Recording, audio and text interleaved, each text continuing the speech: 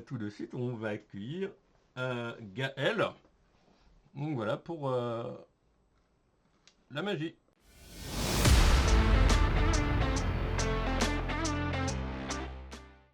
Du coup, pourrais-tu te présenter? Oui, bah oui, avec plaisir, avec plaisir. Tout simplement Gaël, magicien, ça fait donc 14 ans que la magie est mon métier et que j'ai la chance de vivre de ma passion. J'ai démarré la magie donc à peu près à l'âge de 12 ans et maintenant donc on est dans une spécialité un petit peu annexe de la magie puisque c'est un show de grande illusion qui tourne un peu partout en France et on est une équipe familiale d'une à peu près une dizaine de personnes d'intermittents qui travaillent pour les événements privés, les soirées d'entreprise. Comme hier soir, voilà, demain c'est encore un autre événement, mais pour le coup, on s'amuse bien, on s'éclate bien, et voici quelle est ma passion, la magie, tout simplement, la prestidigitation. D'accord. Est-ce que tu pourrais présenter ton gros projet qui arrive un petit peu après la rentrée? Oui, bah oui, ça arrive très prochainement. En fin de compte, on Dans moins va de 6 mois, sortir. ouais. Ouais, moins de 6 mois, tout à fait, tu as raison. En fait, nous démarrons une tournée dans toute la France qui va donc débuter à la scène musicale de Paris le 23 novembre prochain, ouvert au public. Et donc, c'est une salle de 4000 places où nous allons jouer la première de notre show avant une tournée en France et en province, dans les Zéniths et les parcs expo. Ce spectacle est un peu le projet d'une vie, puisque parallèlement à la magie, j'ai toujours adoré l'aviation, plus particulièrement l'aéronautique et donc les avions de chasse. C'était un petit rêve de gamin. J'ai toujours aimé aller voir les meetings, faire des maquettes d'avions. Et en fait, finalement, je me suis lancé dans ce pari un petit peu fou de sortir un des plus grands shows de magie au monde depuis les années Copperfield, qui lui était la référence et qui est encore une référence en la matière. Et finalement, voilà, j'ai pris beaucoup de temps. Ça m'a demandé 5 ans, presque 6 maintenant, pour concevoir, créer, imaginer, écrire ce show en fait qui me permet de raconter ma vie et surtout le final unique au monde qui est en fait l'apparition d'un vrai avion, celui de la patrouille de France, donc apparaît en 3 secondes sur scène puisque j'ai créé un partenariat avec le ministère des Armées, la patrouille de France d'Assaut Aviation qui m'a permis de pouvoir réaliser ce rêve avec donc cet avion qui m'a été confié pour cette tournée nationale. Mais il n'y a pas que l'avion dans le spectacle, il y a plein d'autres choses. D'accord. Et le... quelles sont les premières dates du spectacle du coup? Là, la première, donc comme je le disais, c'est le 23 novembre à la scène musicale. Et ensuite, nous démarrons la tournée au mois de janvier. Donc le show s'appelle Mirage. Donc c'est un show vraiment tout public, hein, adultes et enfants. Les familles peuvent en profiter, les bouts de show également. Il y a pas d'âge. C'est un show très universel, très intemporel. Et on passe donc par Lyon, Tours. Bordeaux, Orléans, Toulouse, Marseille, voilà dans les Zéniths, les parcs expo pour ce spectacle. Et la billetterie est déjà en vente, hein, vous tapez juste Mirage sur Internet tout simplement et vous verrez un petit peu toutes les dates possibles, les lieux, les horaires. Mais en tout cas, vous pouvez vous procurer des places n'importe où à la Fnac, Auchan, Leclerc et tous les points de vente habituels. Ok. Et autrement, en gros, le spectacle se déroule comment? Est-ce qu'il y a, il y a plusieurs phases où tout est d'un bloc, il y a des pauses éventuellement, ou t'es sur une... Non, non, non, ce spectacle est une histoire, donc en fait, c'est un show qui va durer approximativement 90 minutes. Et dans ce spectacle, c'est ni plus ni moins l'histoire de ma vie, mon parcours, mon expérience, mon passé, mon présent et je l'espère mon futur. Vous verrez plein de numéros uniques avec des créations personnelles, avec de la poésie, de l'interactivité, du mentalisme, énormément de grandes illusions dans l'envergure des effets. Beaucoup d'effets spéciaux également à travers la pyrotechnie, les machines à fumer, les étincelles, les artifices, tout ce qui peut rendre ce spectacle et le sublimer encore plus. Et donc, évidemment, des gros clins d'œil à l'aéronautique hein, dans ce spectacle, Mhm. au début, au milieu, à la fin. Mais voilà, encore une fois, il y a énormément d'interactivité. Le public est acteur du spectacle sur plusieurs numéros. Donc, vous aurez vraiment un sentiment d'immersion à travers ce spectacle un petit peu hors du commun. Et voilà, ce show est un melting pot de disciplines magiques. Il y a vraiment tous les arts de la magie. Ça va du close-up encore une fois, de la magie rapprochée, filmée sur écran géant, avec du mentalisme, comme je le disais, de la grande illusion. C'est très varié en fin de compte, il y a beaucoup de rythme et je suis certain, du moins je l'espère, que les gens passeront un excellent moment avec nous. Mais c'est tout le meilleur qu'on peut te souhaiter, justement, vu le temps que ça t'a pris pour concevoir ce spectacle. C'est vrai, c'est vrai. Est-ce qu'à côté de ce spectacle, tu as d'autres projets pour les semaines et les mois à venir? Alors non, ce projet est tellement énergivore et me prend beaucoup de temps que finalement je me focalise uniquement sur ce pari parce que il faut pas oublier qu'il faut néanmoins remplir des salles de 4000 places et c'est très rare d'avoir un show de magie qui part en tournée dans cette ampleur-là. Là, on parle quand même d'une dimension avec dans notre échelle des spectacles de magie, ça reste très rare d'avoir un show avec 6 avec une soixantaine de personnes qui part en tournée. On a très peu l'habitude de cela. À l'époque, il y a eu Dany Larry, Eric Antoine aussi a fait de belles tournées, mais c'est relativement rare. Souvent, les shows de magie sont adaptés dans des théâtres de taille moyenne, en fait. Et là, on part vraiment sur une dimension un peu folle qui me nécessite du temps, de l'investissement personnel, de l'investissement financier, et je peux pas me tromper. Il faut vraiment que je me C'est clair. focalise uniquement sur ce projet-là. Ouais, il y avait eu, normalement, il devait y avoir cette année si ma mémoire est bonne, la deuxième saison du plus grand cabaret, notamment quand tu parlais de Danny Derry, le plus grand cabaret de Patrick Sébastien, il devait y avoir une deuxième saison au niveau des Zéniths, ça a été annulé malheureusement, parce qu'il y avait ce problème de remplissage de salles. Alors C'est qu'il y avait, possible, ouais. il y avait une trentaine, une quarantaine d'artistes dans tous les styles, tous les univers du cirque, il n'y avait pas forcément Ah besoin oui, de pour show. la tournée du plus grand cabaret Ouais, du monde, c'est ouais, ça. Ouais, ouais. La première a très bien fonctionné d'ailleurs. La deuxième n'a pas été reconduite parce que, d'après ce que je sais, après j'ai pas la vérité parce qu'évidemment beaucoup de choses se disent, mais on ne sait jamais vraiment le fond du problème. A priori, c'est un spectacle qui coûtait énormément d'argent hein, parce qu'il y avait, je crois, effectivement presque une centaine d'artistes, les ouais, techniciens, les tourbus. On est dans une économie aussi qui est compliquée, hein, c'est remplir des clair. salles, c'est toujours un défi, mais oui, c'est bien dommage parce qu'après l'émission, l'idée était vraiment somptueuse de faire ce spectacle en tournée. Malheureusement, ça a duré qu'un an, mais bon, en tout cas, les heures du plus grand cabaret du monde resteront gravées pour le grand public, ça c'est sûr. Ah oui, et puis il y a C8 qui diffuse des best-of régulièrement d'ailleurs. Ouais, ouais, ouais, ouais, ça fait une petite piqûre de rappel qui est plutôt chouette. Et c'est 8, ouais, ouais, Et on voit que ces émissions n'ont pas vieilli quand on les regarde, hein. Les artistes sont encore d'actualité. Il a toujours trouvé des petites perles au niveau des artistes de variété, des magiciens, des humoristes, des ventriloques. C'est vraiment, ouais, il avait le nez fin là-dessus.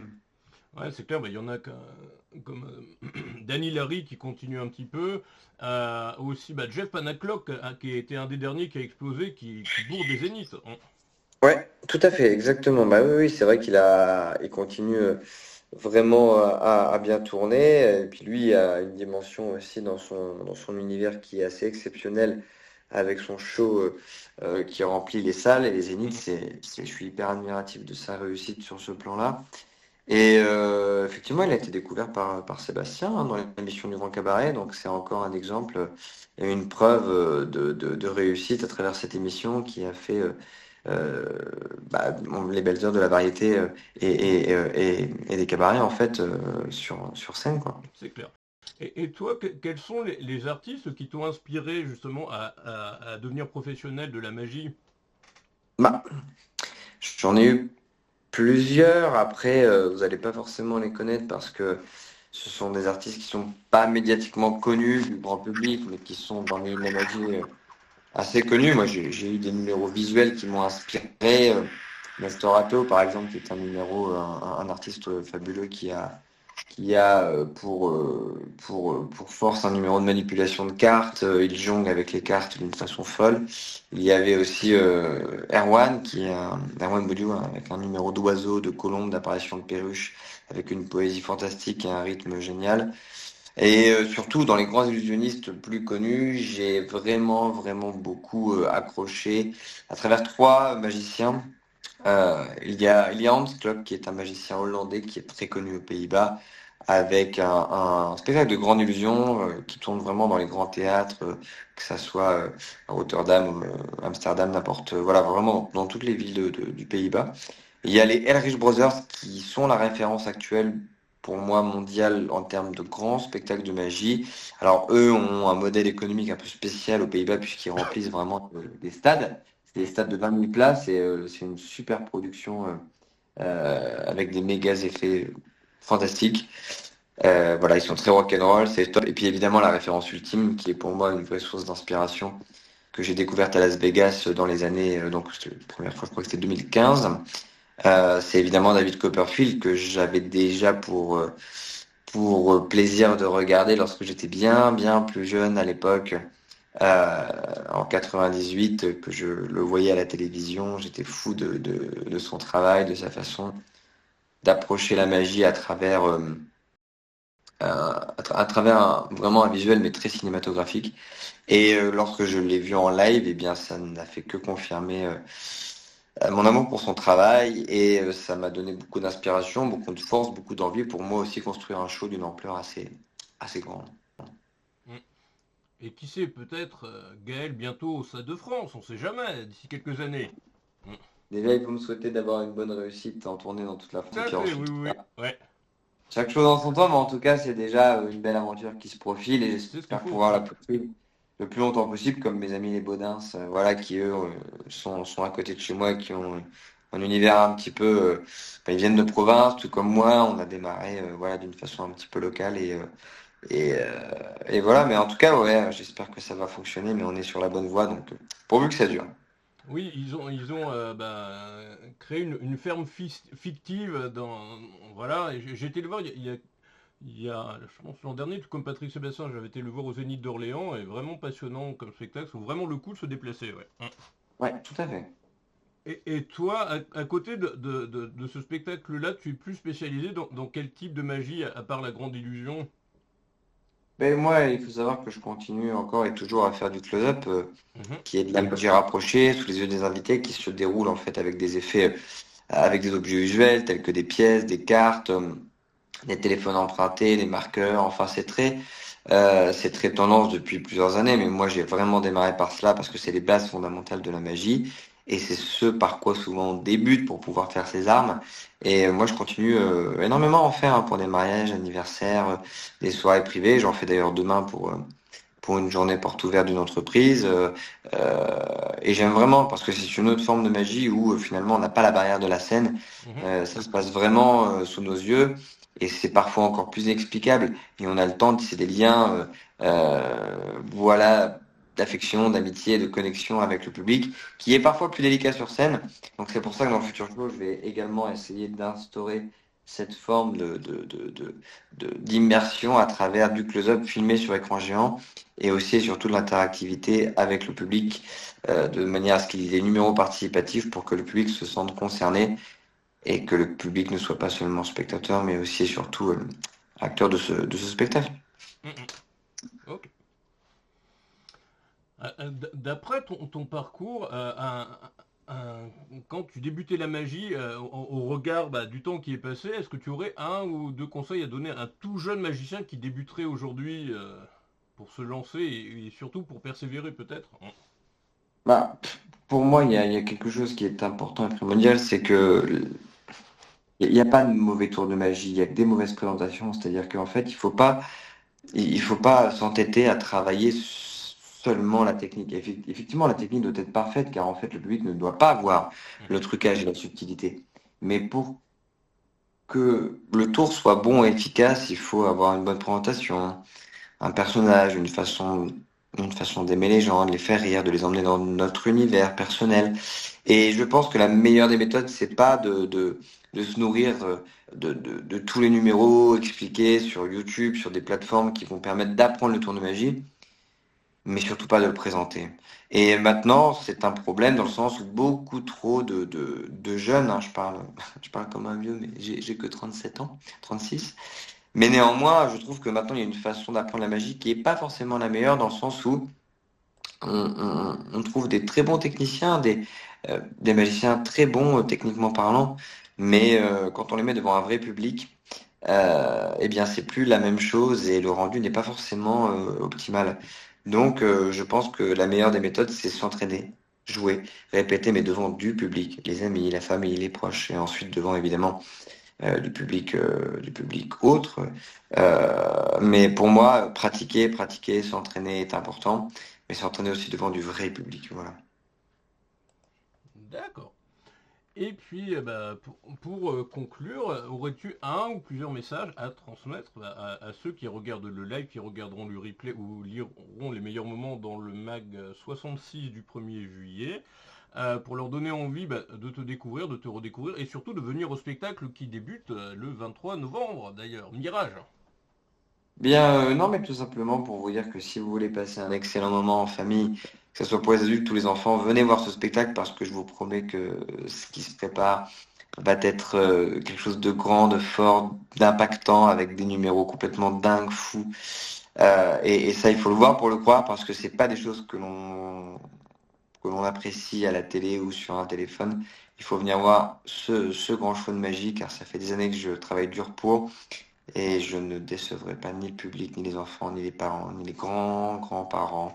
C'est vraiment un show que je prépare, que j'ai préparé dans le plus grand des secrets pour pouvoir prendre mon temps, le faire bien et que les gens s'en souviennent pendant des années, que ça reste un souvenir impérissable pour le public, que ce soit le jeune public ou que ce soit voilà, n'importe quel type de spectateur qui puisse s'en souvenir pendant bien longtemps. Et voilà, donc venez voir un grand show si vous aimez la magie, l'aéronautique, les avions, tout ce qui peut toucher au spectacle ou bien à l'aéronautique, bah, venez voir ce spectacle, vous ne serez pas déçus et vous en souviendrez. Ok. Autre chose à rajouter ou c'est tout bon pour toi? Non, c'est tout good pour moi, on est au top. Autrement, ceux qui regardent le live, qui regarderont le replay, ou les codes, puisqu'on va faire des codes pour chaque invité qu'on va diffuser après. Où est-ce que l'on peut te retrouver sur tes principaux réseaux sociaux? Ce sont lesquels?